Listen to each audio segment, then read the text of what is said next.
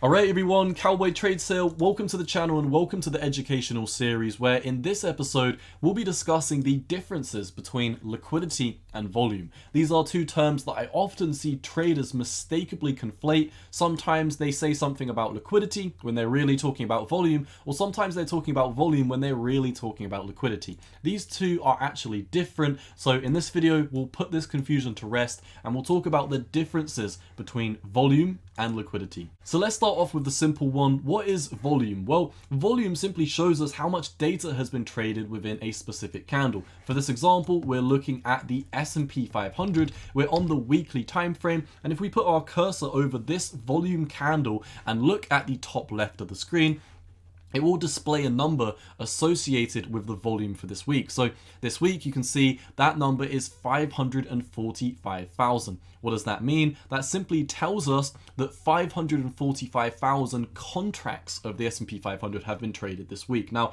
it doesn't tell us which ones are buyers and which ones are sellers. It simply tells us that if we look at all of the purchases and all of the sells of the S&P 500 this week, that collectively it has been 545,000 contracts of the S&P 500. Often when there's large green candles in volume, you often see the price push up because on average most of these are purchasers, and opposingly when you see big red candles, these are often correlated with a break to the downside because most of them are sellers. That is really what volume tells us about the market. So how does this differ from liquidity? I see a lot of people mistakenly say when volume goes up, liquidity has to go up, or some people say liquidity's down and volume's down, but these are often actually different. For example, this week, as of the time of recording, you can see at the bottom left of the screen, volume had a huge rise to the upside. But when we're looking at liquidity this week took a huge fall to the downside. If we look at a zoomed in picture of what happened, liquidity went from a huge level over here and absolutely dropped to the downside. So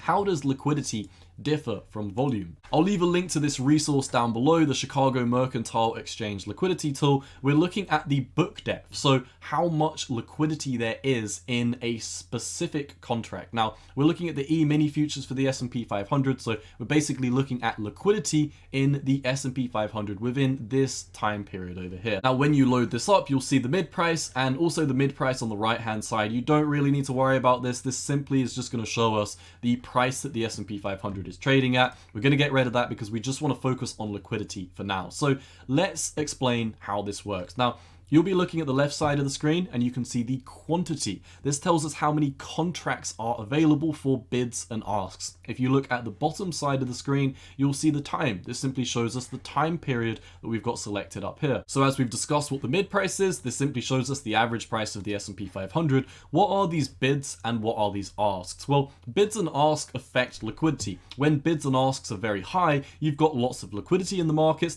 and when bids and asks are very low, you have not much liquidity in this market. So what is a ask? Let's say, for example, I am a seller of the S&P 500. I want to sell some shares of my S&P 500 stock so I can go on holiday this year. And let's say, for example, the S&P 500 is currently trading at 4,000, a nice round number to keep our analysis simple. And let's say I want to sell 1,000 shares of the S&P 500 so I can fund my holiday. Now, I want to sell my 1,000 shares at exactly $4,000. So what the ask shows us is I am asking for $4,000 per share of the S&P 500. It's really that simple. On the left side of the screen, you can see the quantity sizes. So for example, if the quantity sizes are at 10,000, this means there are 10,000 people willing to sell their shares of the S&P 500 at 4,000.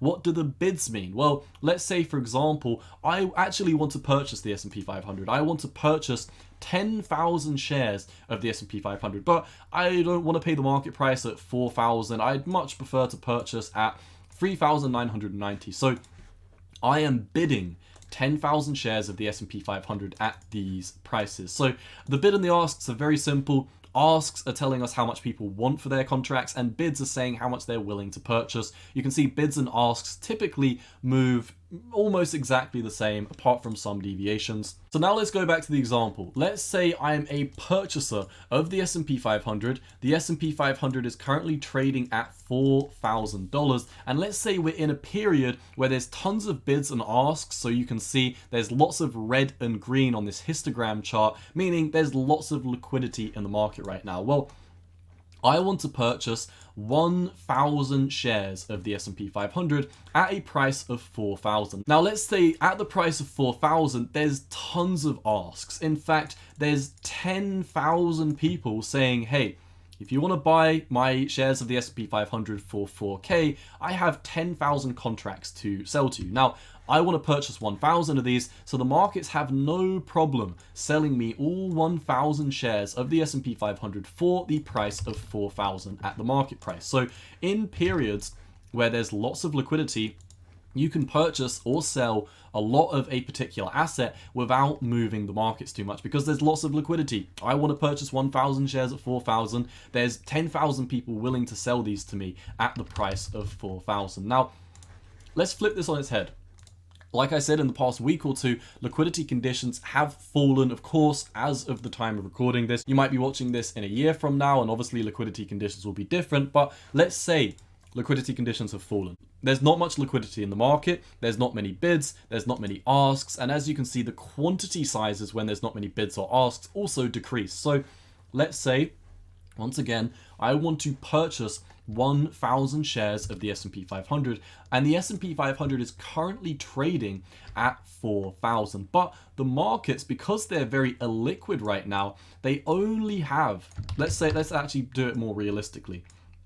The markets only have 250 contracts to offer me at the price of 4,000, but I want to purchase all 1,000. So let's take this further. If there's only 250 contracts available at 4,000, then I will be pushing the markets up if I purchase any more. Now, let's say if we go up to the next level. When the S&P 500 is priced at 4.1 thousand, of course, the price has gone up. The people who want to sell are going to be happy to say, okay, price has gone up, I'll sell you a little bit more. I'll sell you another 250 contracts, but I still want to purchase another 500. So once again, the price goes up. The price is now at 4,200 for the S&P 500. So the S&P 500 has gone up by $200 in this illiquid market environment. Now, as the price has gone up, the sellers have seen this and they've said, hey, price was 4,000 earlier, now it's 4,200. I'm willing to sell you 500 contracts. Or let's say, for example, they want to sell 5,000 contracts. I only want to purchase that extra 500, so I'm going to have no problem purchasing the rest of the S&P 500 stock at this price over here, 4.2 thousand. So what's happened? The markets were illiquid. There's not much liquidity in the market. There weren't many asks. Not many people were asking me to purchase their shares of the S&P 500 at lower prices. So when the markets were liquid, when there was, for example, 2,500 shares of the S&P 500 at 4,000, I was easily able to purchase all 1,000 at the price of 4,000. But when the markets are illiquid, there's not much liquidity at these lower levels. What's happened is I've looked to purchase 1,000 shares of the S&P 500, and because the markets are illiquid, I was only able to purchase 250 at 4,000. I pushed the market up because I wanted to purchase another 250 contracts, and now the market's pushed up to 4.1 thousand. And because I wanted to purchase another 500 contracts, the next level up was 4.2 thousand, where I managed to fill the rest of my orders and purchased those 1,000 shares of the S&P 500. So in a market scenario where there's lots of liquidity, there's lots of asks, you will find that if you want to purchase or sell lots of a particular stock or an asset, you won't really be moving the price too much. However, in a market scenario where there's not much liquidity, you will soon see whether you're a purchaser or whether you're a seller, there's only so many contracts in the order book. For example, what we just looked at, if I was a purchaser of the S&P 500 in an illiquid market environment, I wanted to purchase these 1,000 shares. Markets are not very liquid.